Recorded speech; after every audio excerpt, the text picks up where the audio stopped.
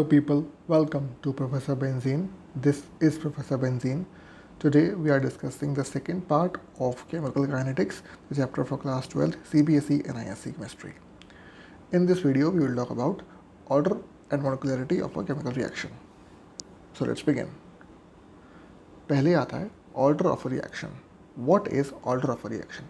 मैंने आपको पिछले वीडियो में बताया था कि किसी भी रिएक्शन में जो रेट कांस्टेंट होता है के, उसकी यूनिट कैलकुलेट करते हैं based on the order of a reaction.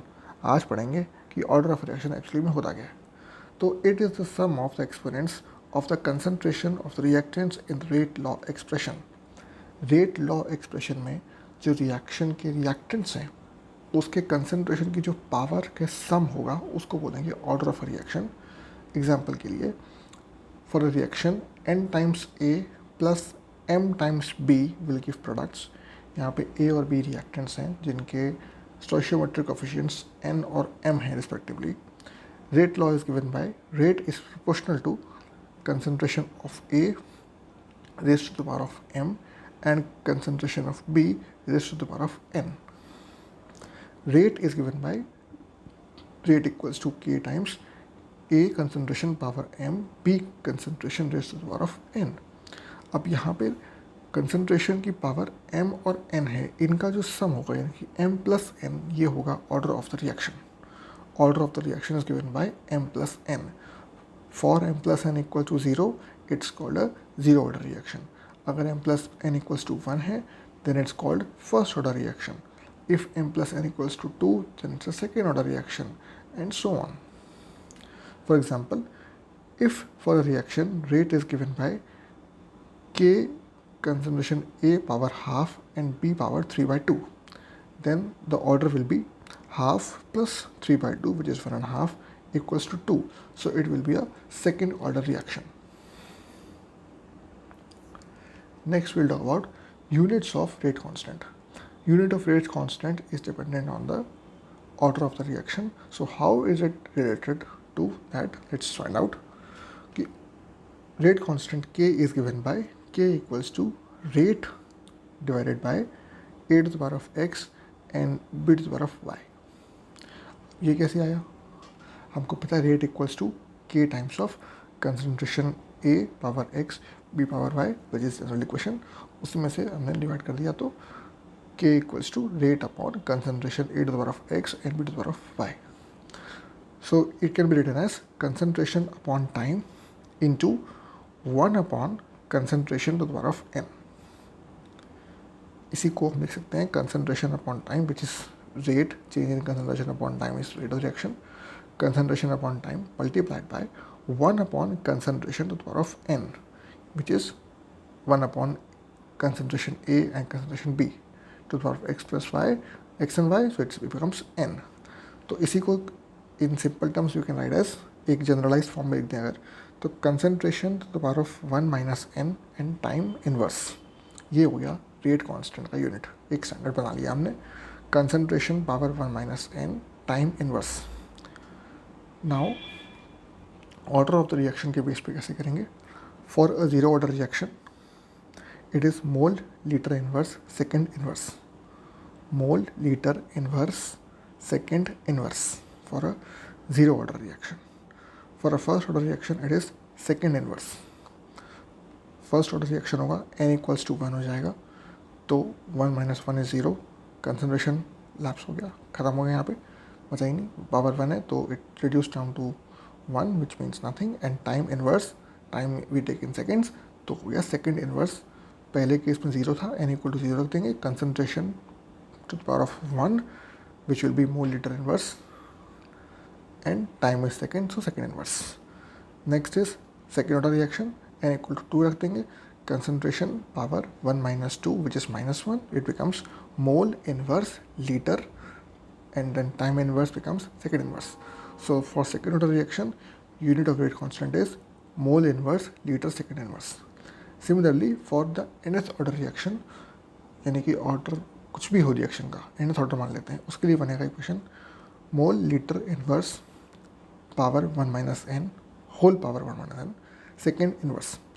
इसी चीज़ को अगर हम कंसंट्रेशन की जगह गैसियस में रिएक्शन ले रहे हैं तो मोल लीटर की जगह लेते हैं, मोल पर लीटर की जगह आ जाएगा ATM विच इज़ प्रेशर.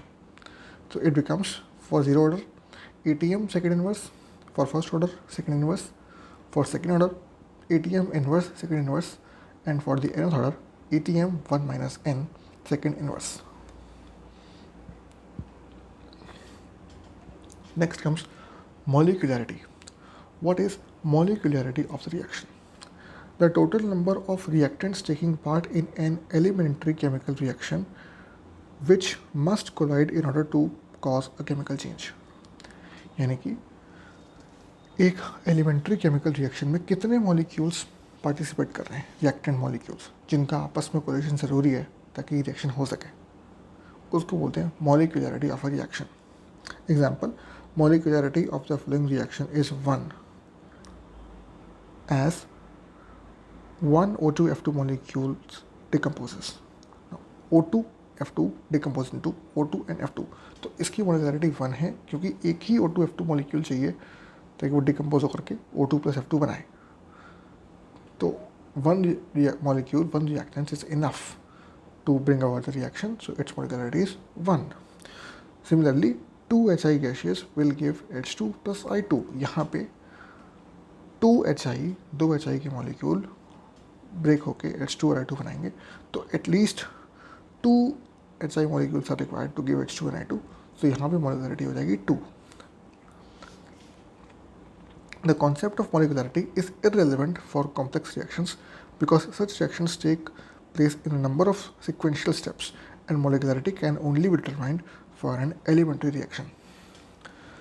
जो भी रिएक्शन एक से ज़्यादा स्टेप में पूरा होता है उसको बोलते हैं कॉम्प्लेक्स रिएक्शन, और मोलिकुलरिटी का कॉन्सेप्ट जो है वो सिर्फ एलिमेंट्री रिएक्शन के लिए ही वैलिड है.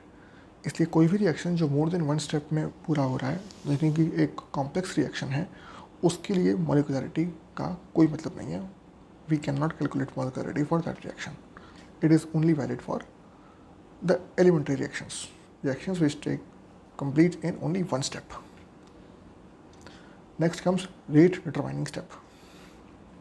अब ये क्या होता है, एक हमने रिएक्शन लिया यहाँ पर decomposition of O2H2, so H2O2, so it becomes 2H2O2 and we use I minus in an alkaline medium as the catalyst, and it gives 2 water plus O2.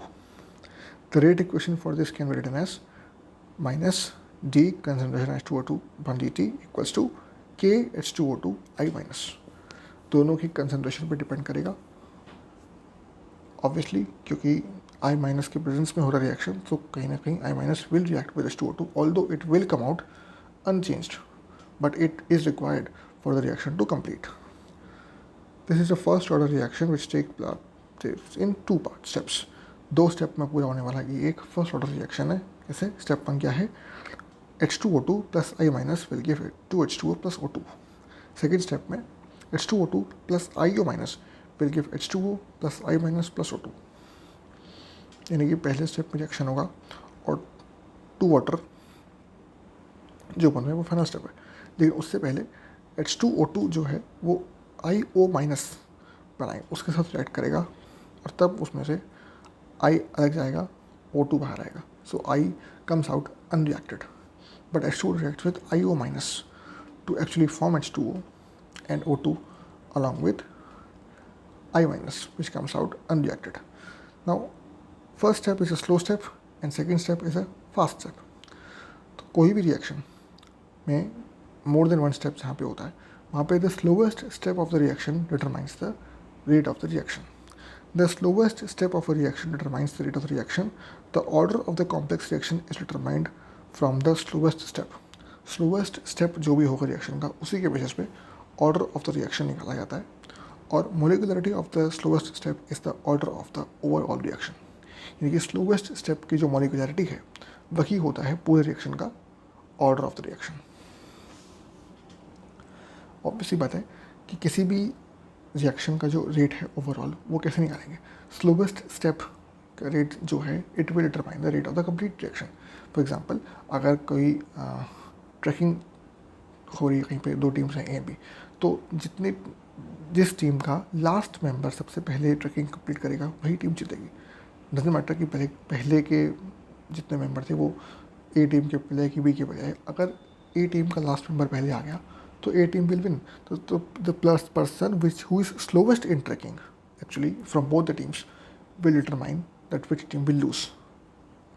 Similarly यहाँ पर जो सबसे स्लो रिएक्शन है, step है reaction में, slowest step of the reaction, उसी से पता करेंगे कि रिएक्शन का रेट क्या है ओवरऑल, क्योंकि उस स्लोवेस्ट स्टेप की जो मॉलिक्यूलरिटी होगी वही होगा रिएक्शन का रेट.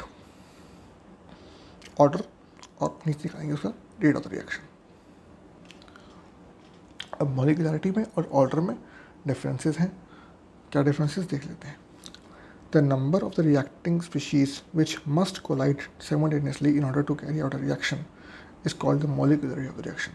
यानी कि एक रिएक्शन के पूरे होने के लिए मिनिमम जितने नंबर ऑफ मॉलिक्यूल्स रिक्वायर्ड हैं, स्पीशीज़ रिक्वायर्ड हैं, जिनका रिएक्शन होना ज़रूरी है ताकि ये केमिकल चेंज प्रोड्यूस हो, उसको बोलते हैं molecularity of a reaction. Order क्या होता है?